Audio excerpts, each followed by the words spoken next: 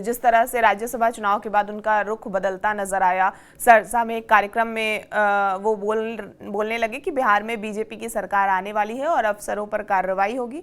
और इसके साथ ही उन्होंने ये भी कहा कि चाहे मुख्यमंत्री बीजेपी का हो या जेडीयू का, उनके लिए दरवाज़ा खुला रहना चाहिए। और इस बयान के बाद राजनीतिक हलचल तेज़ हो गई। तो एक जो इंटरप्रिटेशन इस बयान का ये भी आया कि आईपी गुप्ता क्या महागठबंधन छोड़ सकते हैं। इस तरह के बयान आने के बाद क्या चल रहा है महागठबंधन के भीतर?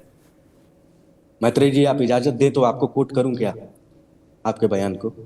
बोलिए बोलिए।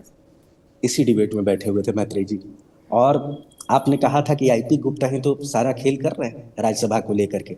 डील करवाया जाकर के एडी सिंह का ओवैसी के दरबार में। ओवैसी की पार्टी को, एआईएमआईएम को राज्यसभा में महागठबंधन की ओर आईपी गुप्ता ने लाया। तब भी मैंने कहा था कि राजनीति में कभी भी कुछ भी हो सकता है, और मैंने उस समय अखिलेश सिंह का उदाहरण दिया था आपको, जो कि कभी आरजेडी में होते थे और बड़े बड़े नेताओं को शामिल करवा रहे थे और खुद ही दूसरे दिन कांग्रेस में शामिल हो गए थे।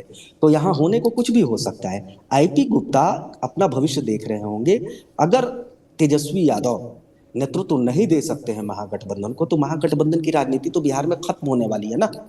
लिख लीजिए इसको कि अगर तेजस्वी यादव इसी तरीके से राजनीति करते रहे और महागठबंधन इसी तरीके से बिखरता चला गया, तो महागठबंधन की राजनीति बिहार में ध्वस्त होने वाली है। तो ऐसी स्थिति में आईपी गुप्ता जैसे सुलझे हुए नेता, जिनकी मैं बड़ी कद्र करता हूं, वे बड़े सुलझे हुए बयान देते हैं, बड़ा काबिल नेता उनको मानता हूं मैं, वो कभी इस तरीके डूबती हुई नाव पर सवार नहीं होना चाहेंगे।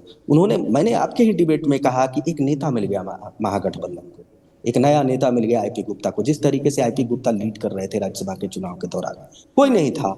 तेजस्वी यादव लीड करते हुए नहीं नजर आ रहे थे, कांग्रेस का कोई नेता लीड करते हुए राज्यसभा चुनाव के दौरान महागठबंधन की ओर से नजर नहीं आ रहा था। वैसी स्थिति में आईपी गुप्ता लीड करते हुए नजर आ रहे थे और पूरे महागठबंधन को एकजुट करने की कोशिश कर रहे थे।